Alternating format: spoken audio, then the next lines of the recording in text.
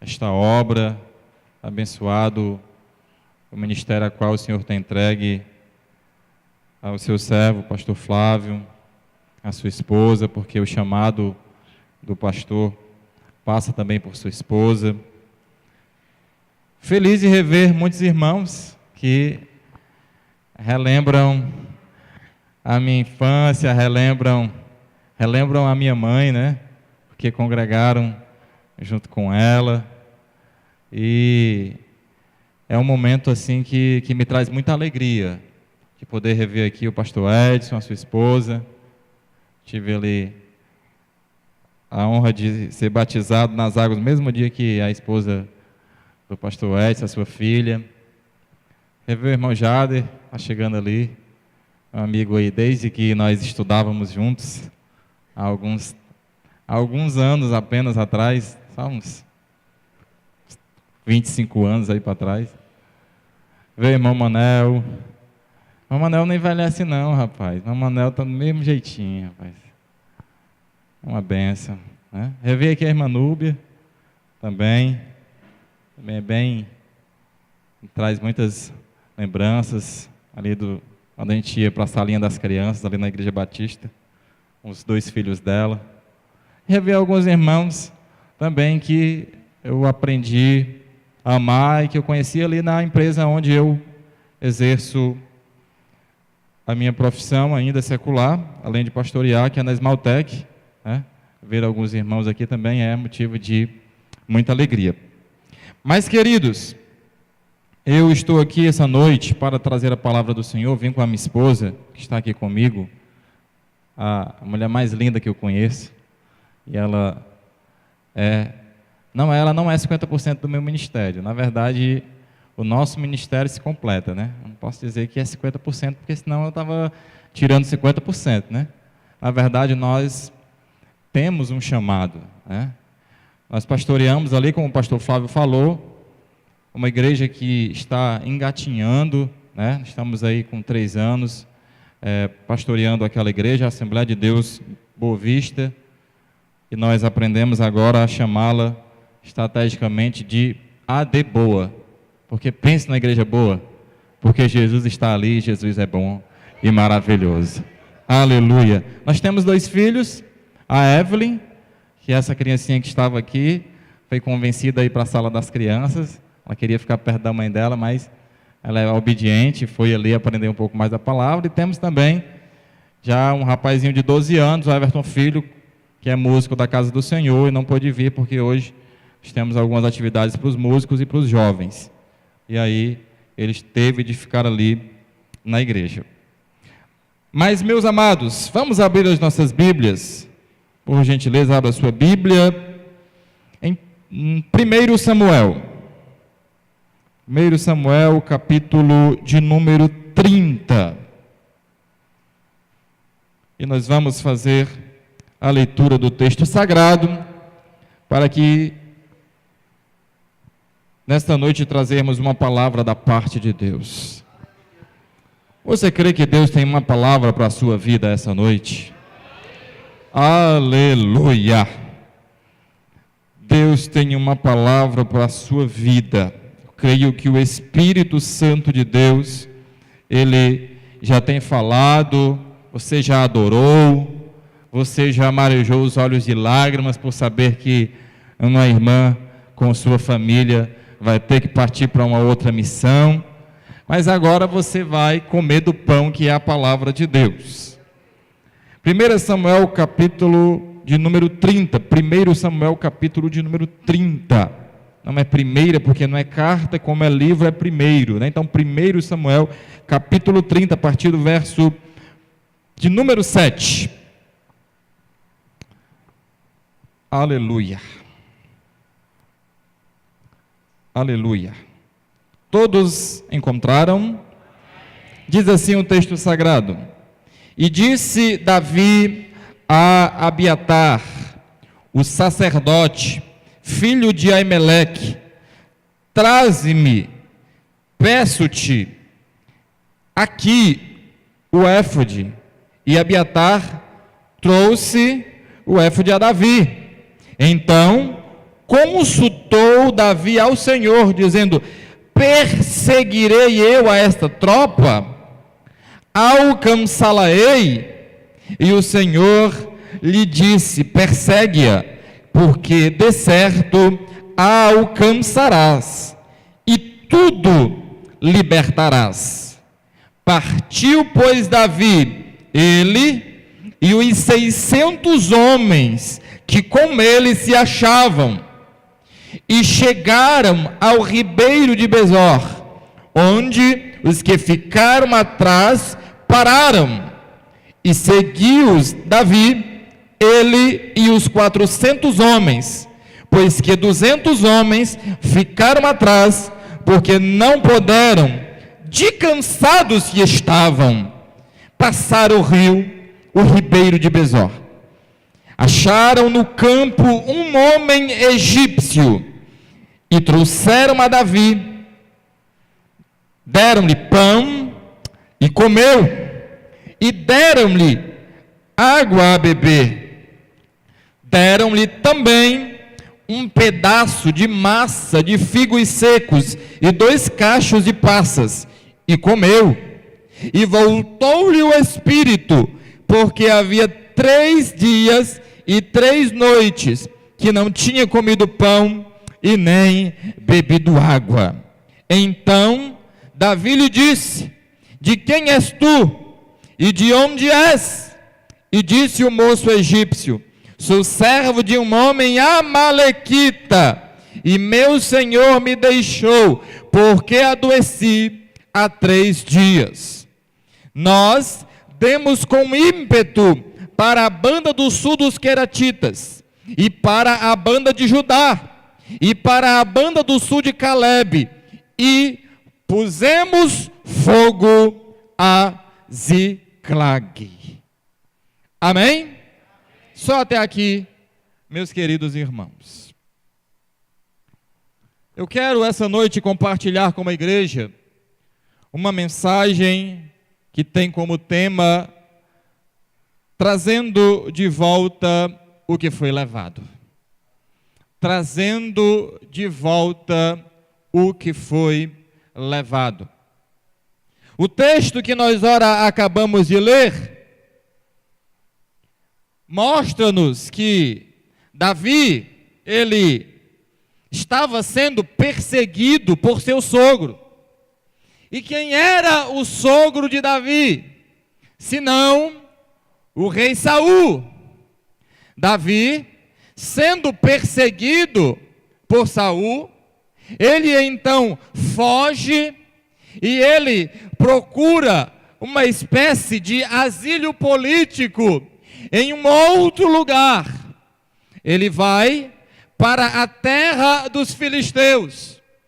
Ele vai até o rei que se chamava Aquis. Vai até ele e então pede para ficar naquela terra. O rei Aquis, sendo um homem estratégico, de guerra, ele vê então que Davi, estando com ele, se tornaria um aliado. Então, Aquis, fazendo ali aquele meio campo para poder receber a Davi, dá a ele a cidade de Ziclag. E Davi então vem com os seus homens e se instala na terra de Ziclag. Porém, queridos, já podemos aqui começar a imaginar o que Davi estava fazendo em Ziclag, porque este local, Ziclag, o nome desse local significa lugar sinuoso. Repita comigo: lugar sinuoso. Ziclag não era um local tão lindo, tão belo, aonde alguém quisesse ficar. Mas Davi não tinha escolha, porque estava sendo perseguido e vai se instalar em um lugar sinuoso. Muitas vezes as nossas decisões, as decisões que tomamos, muitas delas precipitadas, vão nos levar a consequências trágicas. Quando nós tomamos decisões sem orar, sem buscar orientação bíblica, sem buscar orientação da liderança que está sobre nós, nós tomamos muitas vezes decisões precipitadas e nos colocamos em lugares sinuosos. Talvez na sua vida, algumas decisões que você tomou lhe levou a lugares sinuosos, ou quem sabe o lugar onde você se encontra. Contextualizando o texto que nós lemos e aplicando para a igreja hoje, talvez o lugar que você está seja um lugar sinuoso, mas não se desespere. Deus agora vai lhe dar o escape e vai lhe dar agora as ferramentas e os meios para que você comece a fazer com que este lugar não se torne mais um lugar de maldição, mas se torne um lugar de bênção. Davi ficou lá mais ou menos por 1 ano e 4 meses. E Davi, ele ficou ali derrotando inimigos. Davi ficou lutando ali em favor dos filisteus. Davi, ele foi para aquele lugar e ele então é como se ele tivesse se alistado no exército dos filisteus para ali combater em favor deles.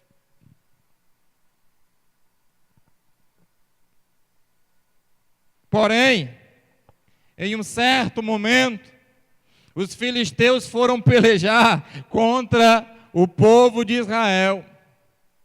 E aí, nessa hora, o negócio ficou estreito para o lado de Davi. Agora era um momento onde Davi iria lutar contra os seus próprios irmãos, contra aqueles aos quais ele amava, contra aqueles aos quais onde ele havia crescido, onde ele havia vivido, onde ele tinha nascido, era a sua terra. E o rei Aquis analisou, pensou e disse: não vou botar Davi nessa guerra. Davi vai ver os seus irmãos, o coração vai bater mais forte, como o meu bateu quando eu revi os irmãos aqui. Acho que não dá certo Davi vir para essa guerra com os homens dele. Vamos fazer o seguinte, vamos dispensar Davi. Vamos dispensar ele da baixa aí. Dá reservista para ele voltar, que não vai dar certo ele lutar contra o povo dele.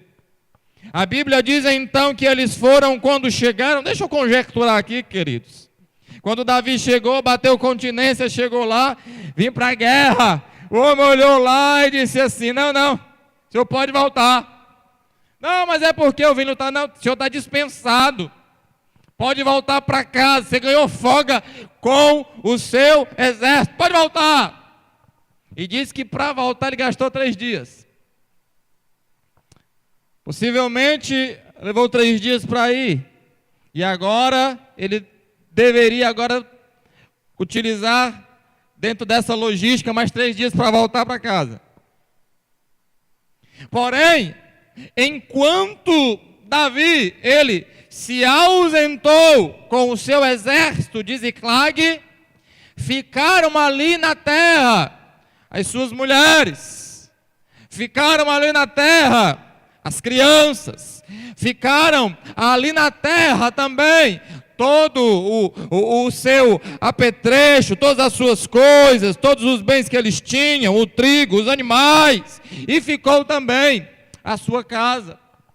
E enquanto eles estavam lá, diz o texto bíblico, diz a palavra de Deus, que os amalequitas aproveitaram a circunstância e deram com ímpeto a cidade de Ziclag. E quando eles chegaram lá, a Bíblia diz que eles pegaram as esposas, os filhos, os bens que eles tinham, pegaram as casas e colocaram fogo e foram embora. Quando Davi está voltando com o seu exército e ele já vai chegando assim, você sabe quando você está trabalhando assim, você está cansado, né? E quando já está chegando assim perto de casa, chega daquela alegria assim, não, rapaz, chegando em casa, maravilha. Vou ver a nega, vou dar um cheiro nos meninos, beleza, eu ganhei folga hoje, ganhei folga. Eu ganhei folga do exército, eu vou para casa. E quando ele está chegando, a imagem que ele vê é terrível. A primeira coisa que ele sente em suas narinas é cheiro de fumaça. A primeira coisa que ele começa ali a ver que tudo estava destruído. E o que é que eles tinham levado de Davi e dos seus homens? Primeiro, eles tinham levado ali, eu vejo aqui no texto bíblico, e aplicando à igreja, eles tinham levado as mulheres. E as mulheres, como eles estavam levando dos homens o companheirismo. Porque a maior companhia de um homem é a sua mulher.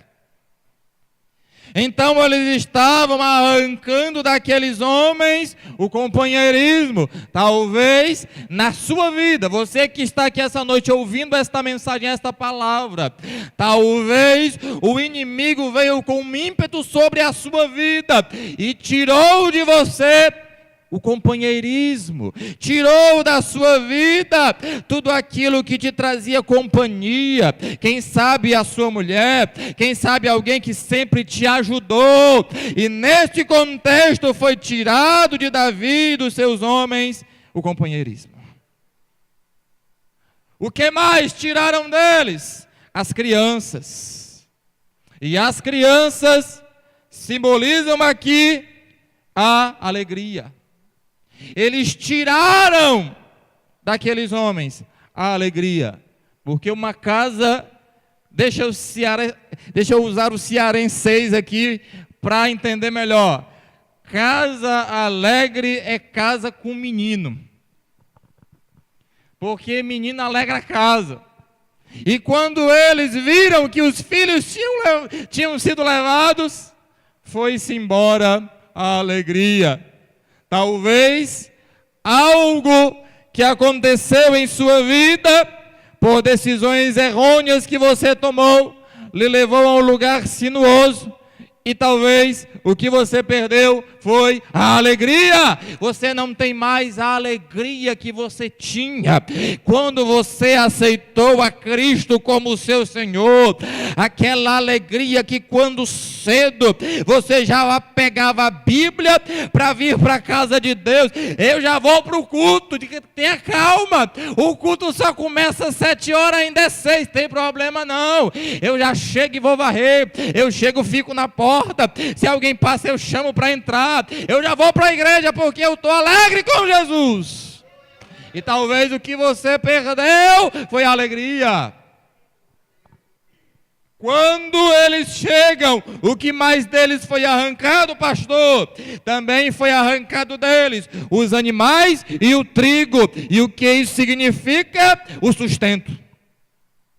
O sustento deles foi arrancado, os bens deles foram levados, e talvez por decisões errôneas que você tomou, seu sustento, aquilo que você tinha como o que realmente gerava a provisão para o teu lar, foi arrancado, você perdeu. O que foi mais arrancado de Davi e dos seus homens? As suas casas. E casa fala de descanso. Quando você viaja, quando você vai para algum local, vai para um hotel, vai para a casa da mãe, vai para a casa da sogra, vai para a casa de um parente, é bom, sim ou não?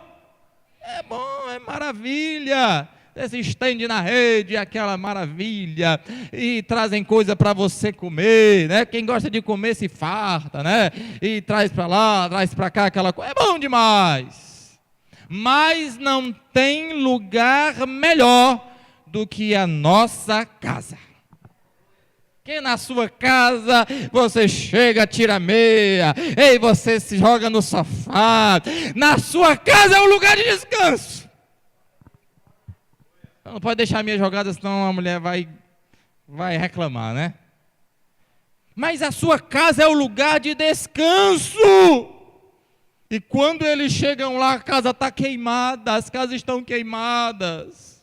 Está só o pó preto lá, meu irmão. Talvez as decisões errôneas que se tomaram, que levaram a um lugar sinuoso, fizeram com que você perdesse a sua casa, quer fisicamente, quer também no contexto da paz no seu lar. Porque se há uma coisa triste para um pai de família, para um contexto familiar, é quando você recebe alguém na sua casa, no seu escritório pastoral, e a pessoa chega para você e diz assim: estou com um grande problema. Quando eu chego em casa eu me sinto mal. Quando eu chego em casa eu me sinto triste. Pense no lugar que eu não gosto de estar, é na minha casa. E talvez, se a sua condição se encontra como essa, a sua casa já não é mais o lugar de descanso. Deus, esta noite, por meio da sua palavra, através do seu Espírito, quer trazer novamente para você, para fazer com que a sua casa se torne um lugar de paz e um lugar de descanso na presença do Senhor. Aleluia! Porque a nossa casa é o lugar onde nós também adoramos a Deus. Aleluia! Mas depois, quando eles viram tudo aquilo, a Bíblia diz que eles olharam para aquela imagem catastrófica que estava diante deles. A Bíblia diz que eles começaram a chorar. E desesperados chorando, e gritando. A Bíblia diz que eles choraram até não ter mais força. E não foi choro de birra não, meu irmão. É criança, né? Criança que quando ela não é bem educada, não se passa a ela limites, ela começa a criar birra para tudo e ela chora, até tentar de alguma forma fazer com que os pais venham a dar. Mas não foi choro de birra, foi choro mesmo, foi um choro de desespero. E o que é o desespero, pastor? O desespero é a falta de esperança. Aqueles homens estavam sem esperança, olhando para aquilo, depois de 3 dias que eles haviam chegado, eles não sabiam quando é que aquilo tinha ocorrido, eles estavam sem esperança. Eles não tinham mais esperança. A Bíblia diz que eles estavam desesperados e angustiados. E o que é a angústia? O que é a angústia, senão a sequidão da alma? Era assim que aqueles homens se encontravam. A Bíblia diz então que quando eles choraram e perderam as forças para chorar, eles pararam. Mas quando eles pararam, a Bíblia diz que eles pegaram pedras para apedrejar Davi. Sabe por quê, queridos? Porque muitas vezes o ser humano, quando ele se encontra em uma situação difícil, ele não gera ali a atitude da autorresponsabilidade. Ele quer encontrar um culpado. Diz: quem é o culpado? Rapaz, quem é o culpado? Davi. É Davi o culpado. Pai, não é que é mesmo? Davi. Foi ele que alistou a gente para esse negócio. Foi ele que trouxe a gente para Ziclag. Foi ele, é verdade. E quando eles pegaram as pedras para apedrejar Davi, a Bíblia diz que naquele momento, Davi, ele busca forças no Senhor. Deixa eu dizer para você nesta noite aqui, querido, aquilo que o Senhor tem falado ao meu coração. No momento do desespero, no momento da angústia, busque forças no Senhor. É dele que vem a força para você superar o momento de desespero e o momento de angústia. Diz que eles buscaram força no Senhor. Aleluia. Aleluia. A nossa força, ela é limitada, mas a do nosso Deus, ela é ilimitada. É ilimitada. A força do Senhor é ilimitada, louvado seja o nome do Senhor. A segunda coisa que eu aprendo, quando se entra em desespero e angústia, é que Davi, naquele momento também, ele consultou ao Senhor em oração. O problema, querido, é que muitas vezes, quando se entra em um contexto que há desequilíbrio, muitas pessoas vão procurar pessoas que estão piores do que elas para se aconselhar. Por último é que é o pastor. Pastor, já procurei 10. Falaram para mim tanta coisa ruim. Agora eu quero saber do senhor. Oxe. Inverteu a situação. Eu sempre digo lá na igreja que a primeira coisa que muitos procuram é a vizinha fofoqueira. Ei, mulher, vou te contar um negócio. A gente sempre conversa aqui no pé da calçada, deixa eu te contar um negócio. E a vizinha fofoqueira vai fazer ali o papel de divulgar todos os seus problemas pessoais para todo o restante da rua, para quando você passar, todo mundo apontar para você. Nós precisamos aprender a consultar ao Senhor e aos homens de Deus. A Bíblia diz que Davi foi lá procurar o sacerdote Abiatar. Ele foi procurar uma liderança espiritual. Ele consultou ao Senhor e foi buscar também Abiatar, o sacerdote, para que ele viesse a trazer o éfode, para que ele buscasse uma direção do Senhor. Busque direção do Senhor. E como busca a direção do Senhor? Não é no celular. Senhor! Alô, Senhor? Na verdade, é o momento que você desliga o celular e vai buscar ao Senhor. Aleluia! Estamos vivendo uma geração que não larga o celular para nada. Eu glorifico a Deus, porque eu vejo os irmãos aqui ligados na palavra. E tem muito lugar que os irmãos, na hora da mensagem, estão ligados no celular. Não, mas é porque eu quero dizer que o culto está uma... Diz para Jesus. Aleluia. O que Deus tem para falar com você? Eu tenho certeza que Ele não vai mandar nesse momento pelo celular. Ele vai usar o instrumento que Ele colocou aqui no altar para falar com você. Davi foi consultar o Senhor. Davi foi consultar ao Senhor em oração. Jeremias capítulo 33, versículo 3. Clama a mim e responder-te-ei. E anunciar-te-ei coisas grandes e firmes a quem não sabes. É a Ele que temos que clamar. E é Ele quem vai nos responder. Quem crê que Deus ainda fala? Quem crê que Deus... Aleluia! Deus ainda fala. E Ele quer falar com aqueles que estão querendo falar com Ele. Outra coisa que eu aprendo é que Davi, ele também obedeceu a ordem de Deus de perseverar. Davi, ele tinha 600 homens, mas ficaram 200 para trás para aliviar a bagagem, e eles seguiram mesmo assim apenas com 400. Quando ele busca a direção do Senhor, a Bíblia diz que Deus então dá a resposta a ele, dizendo, ele pergunta assim para o Senhor, Senhor, eu posso seguir esse povo? Eu vou alcançar eles, Senhor? E o Senhor disse, persegue eles, porque tu vai alcançá-los, aleluia, aleluia. É muita fé, meu irmão. Porque você está naquele contexto ali, depois de 3 dias voltar a ver tudo ali pegando fogo. E você ouvir a voz do Senhor dizendo, vai que tu vai alcançar eles.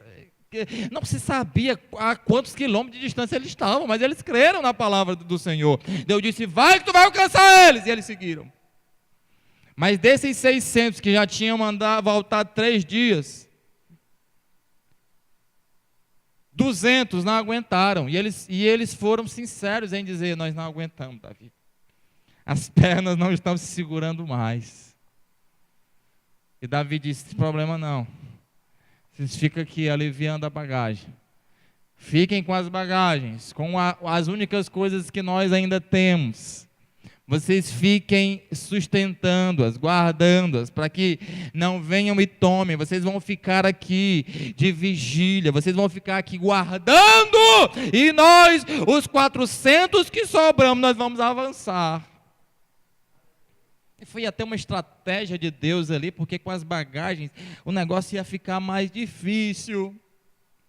Mas eles deixando as bagagens lá e ficando aqueles 200 que estavam mais cansadinhos, para ficar ali com a bagagem, foi melhor para eles ficar só eles e os cavalos e correr mais rápido. Deus tem as suas estratégias, aleluia. E eles então seguiram. Davi não parou a obra porque estava com menos 200, ele seguiu com os 400 que estavam.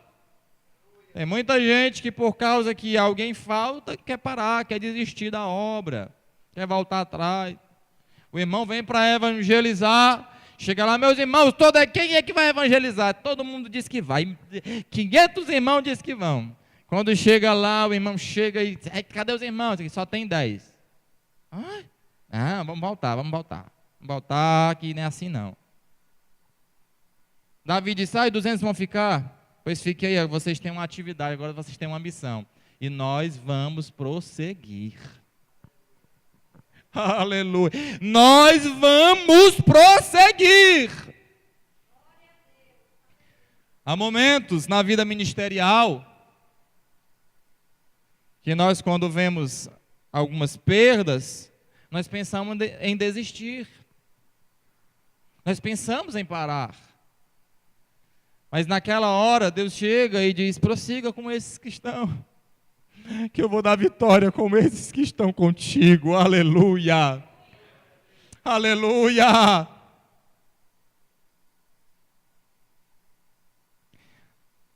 A outra coisa que eu vejo é que Davi, ele vai com aqueles 400 homens, e eles enxergam além.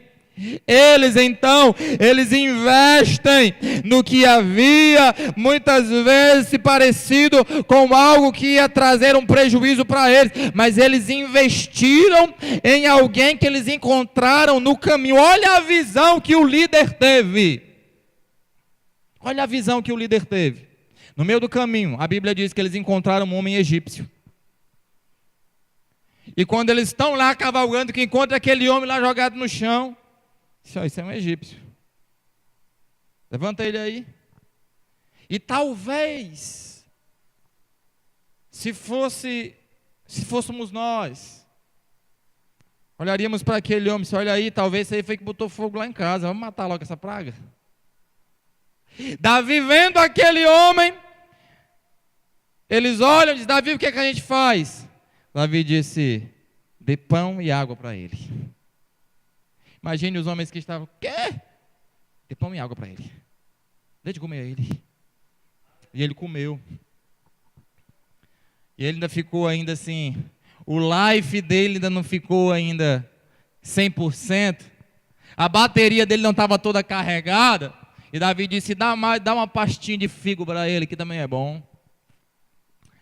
Ele comeu, ainda não alcançou 100%. Davi disse, dá umas uvazinhas passa para ele aí, que o negócio vai fechar, porque tem um açúcar das passas aí, meu irmão, vai dar certo. E ele pegou e comeu. Quando ele comeu, que ele balançou a cabeça, Davi disse, agora nós vamos conversar.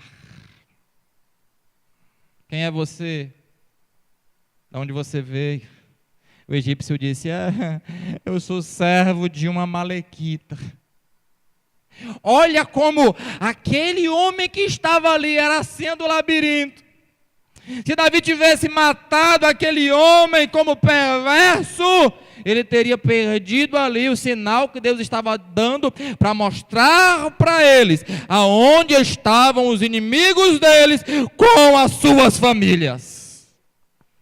Davi olha para aquele homem e tem misericórdia. Quando ele tem misericórdia daquele homem, ele diz: continue. Ele disse: olha, nós viemos e demos com ímpeto lá em Ziclag, e nós colocamos fogo lá naquelas casas. Imagine você ouvir isso, hein? Nós colocamos fogo lá naquelas casas de Ziclag, tudinho. Imagine os homens lá, tudinho. Como é, rapaz? Você fez o quê? Você botou fogo na casa de quem? Davi disse: calma, calma. Você pode nos ajudar? Aquele homem olhou para Davi e disse assim: eu posso lhe ajudar, mas você tem que prometer para mim. Você tem que prometer para o seu Deus. Olha como o homem foi sábio. Você tem que prometer para o seu Deus que não vai me matar se eu disser para vocês onde eles estão. E Davi disse: eu prometo. Me diga onde eles estão. Ele disse: eu vou dizer para vocês agora para o caminho que eles foram e vocês vão alcançar eles. Aleluia. Aleluia. Deixa eu contar um testemunho para vocês aqui. Um irmão que trabalhava comigo, nós éramos amigos, e por uma má interpretação dele no trabalho, eu passei a ser o líder, e eu pedi a ele para que ele fizesse um serviço, deleguei a ele um serviço, e ele não entendeu aquilo como apenas uma atividade no trabalho. Aquele homem, ele viu aquilo como uma afronta. E ele disse: não vou fazer o que você está pedindo. E eu disse: não, rapaz, estou pedindo só para você fazer essa atividade. E alguns rapazes lá endemoniados começaram a encher a cabeça dele: ei, está mandando em ti, olha aí, mesmo, está mandando em ti agora, rapaz. Diz: rapaz, não ouça eles não. Eu sei que ele acabou ficando com raiva de mim, e eu comecei a orar ao Senhor. Senhor, tínhamos uma amizade, de repente, através daqueles homens, através do contexto, esse irmão passou a me odiar, passou a não olhar mais para mim. Mas eu vou orar a ti, Senhor, tu vai trabalhar. Depois de um tempo, aquele irmão já sem falar comigo, e eu orando ao Senhor e orando, e um dia ele chegou para mim, nós nos encontramos nos vestiários, ele chegou para mim e disse: irmão Everton, eu disse: oi. E eu já tomei um susto, porque ele veio falar comigo. Eu estou precisando que você ore por mim. E eu pensando em todos os momentos, quando eu tentava falar com ele, que eu passava e disse: ei, irmão, Pai do Senhor, e teve uma vez que ele fez assim, olhou para debaixo dos pés, saiu, e eu disse: não, mas eu não vou, eu não vou permitir que isso me machuque, eu vou ouvi-lo. Digo: ô, meu irmão, o que é que está acontecendo? Isso depois de alguns anos já. Senhor, eu estou com um problema na minha família, eu queria que você orasse por mim. Eu vou orar, meu irmão, por você. E comecei a orar por ele, comecei a tentar me aproximar dele, e ele se abriu, e ele permitiu. Algumas pessoas talvez diziam: rapaz, deixa esse cara para lá, mas esse cara ficou falando mal de ti pelos corredores da empresa. Esse cara, ele te isolava, esse cara, ele fez você ser humilhado na frente dos outros, quando ficou olhando para os pés. Mas eu disse: não, eu vou receber ele, eu vou amar ele. Nós começamos a novamente gerar um vínculo de amizade. E para resumir a história, meus irmãos, quando em um momento do meu ministério, da minha vida, eu fui abandonado ministerialmente, esse homem foi quem foi lá e estendeu a mão para mim. Ele veio para mim e disse: eu vou te ajudar, meu irmão. Eu não vou te abandonar. Eu vou te ajudar. Você tem um chamado de Deus, eu vou te ajudar. Eu vou lá, vou intervir com o meu pastor e vou falar para ele que você é um homem de Deus e tem um chamado. E nós vamos começar uma obra lá no Maracanaú e você vai dirigir, eu vou te ajudar. Eu disse: rapaz, será que ele é capaz de fazer isso? Eu disse: rapaz, já falei com o meu pastor, tu vem aqui, vem conversar com ele. E eu falei com o pastor me abençoou, disse: você vai começar o trabalho lá. Vou lhe dar 20 cadeiras. Glória a Deus. Esse irmão disse: eu vou lhe ajudar. Eu vou lhe ajudar. Onde é o prédio? Rapaz, conseguiu o prédio de lugar? Tá, eu vou lá, eu vou pintar o prédio todinho para você. Eu tenho uma caixazinha lá em casa pequenininha e um microfone de DVD. Eu vou deixar com você, para você começar a obra de Deus. Eu vou estar do seu lado. Eu vou ficar perto de você. Eu moro longe. Eu venho de ônibus, mas eu venho ajudar você. Aleluia. Aleluia. E já se foram 8 anos. Nosso vínculo de amizade tem cada vez aumentado. E uma oportunidade eu tive de voltar lá no local onde uma vez ele me levou para pregar e agora ele pastoreando. E eu cheguei lá e diante de toda aquela igreja eu contei essa história e disse: esse homem é um homem de Deus. Eu tive a oportunidade de rejeitá-lo. Eu tive a oportunidade de matar ele no meu coração. Mas eu não fiz isso, eu preferi amar. E foi esse homem que um dia me humilhou. Esse homem que um dia nós tivemos esse contratempo. Foi o que Deus usou para que hoje eu pudesse exercer o chamado de Deus na minha vida. Às vezes é aquela pessoa que você pensa que está te atrapalhando, é a que mais vai te ajudar. Depois da minha vida ministerial, eu passei por uma outra experiência, onde um pastor que eu abracei, onde eu abracei a causa com ele, onde eu peguei todos os membros da igreja e fiz com que eles fossem para os seminários que ele fazia e abraçar também aquela mesma causa. Quando eu menos esperei, virei as costas, ele tinha pego todo mundo e tinha levado para a igreja dele, e eu tinha ficado ali com poucas pessoas, e eu olhei e disse: mas como alguém que eu estendi a mão fez isso comigo? E eu perguntava para Deus. E quando eu olhei para aquele contexto, eu digo: Senhor, e agora o que eu faço? Eu vou acabar.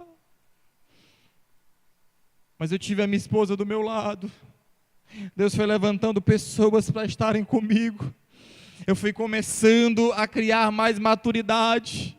E eu entendi que aquilo que aquele homem fez, aquilo que aquele pastor fez, que naquele primeiro momento me trouxe um momento de muita angústia, me trouxe depois uma das maiores lições para a minha vida. Depois de 1 ano, eu liguei para ele e agradeci. Aleluia. Eu disse: obrigado por tudo que aconteceu. Não tivesse acontecido, eu não seria quem eu sou hoje. Deus permitiu. Aleluia. Aleluia. Davi não matou o egípcio, ele deu, foi de comer, e o egípcio disse: é por ali, pode seguir, vocês vão encontrar as famílias de vocês, porque eles não estão mortos, eles ainda estão vivos. Deus não vai permitir que os seus sejam mortos. Queimaram as casas, queimaram tudo, mas a família, eles deixaram todo mundo vivo. Aleluia, aleluia, aleluia. Davi, ele luta, ele nos ensina através da perseverança, porque ele luta para trazer de volta o que estava perdido. Aleluia, não adie a solução dos problemas, você precisa agir. Você tem que agir. Só que você não pode esperar as coisas começarem. Ah, não, mas eu vou esperar chover. Não, eu vou esperar isso. Não, eu vou esperar aquilo. Não. Deus disse: vai, Davi, é para ali. O homem foi usado por mim para dizer para onde é a direção. É só seguir. A questão é porque muitas vezes nós não queremos sair da nossa zona de conforto. Porque é melhor. Porque você fica lá acomodado, deixa quieto, deixa para depois. Mas Deus tem pressa, aleluia. Deus tem pressa de fazer grandes coisas através de você. Quem quer ser um instrumento de Deus? Quem quer ser um instrumento de Deus aqui? Aleluia. Davi, ele toma posição com o seu exército e segue. Sexta coisa que eu aprendo é que quando Davi, ele chega lá, ele resgata as famílias, ele resgata os filhos, ele resgata os gados, resgata os trigos, e ele volta para casa. Ele vai então fazer a repartição dos despojos de guerra. Porque todas as vezes que acontecia alguma guerra e que eles conseguiam conquistar todas as coisas dos seus inimigos, eles chegavam para dividir aquilo que eles haviam alcançado. E a Bíblia diz que quando isso acontece, quando Davi começa a pegar aquelas coisas para começar a dividir, ele chama 200 homens. 200 homens que ficaram cansados, não conseguiram prosseguir, mas ficaram no mesmo propósito. Às vezes nós queremos esmagar quem está cansado, esmagar quem está um pouco mais fraco. Mas Davi chama eles e diz: vem cá, vocês também, vocês vão participar desta partilha dos bens e da mesma quantidade. Aleluia. Às vezes a gente quer julgar as pessoas, muitas vezes pelo que elas fazem. Não, mas o pregador, ele é mais, o zelador, ele não é nada. E não é assim que Deus vê. Cada um de nós aqui é importante no reino de Deus. Cada um de vocês aqui da Igreja Evangélica Sem Fronteiras é fundamental para que esta igreja permaneça de pé, porque é um corpo e o corpo tem células e cada um de nós, cada parte do corpo é importante.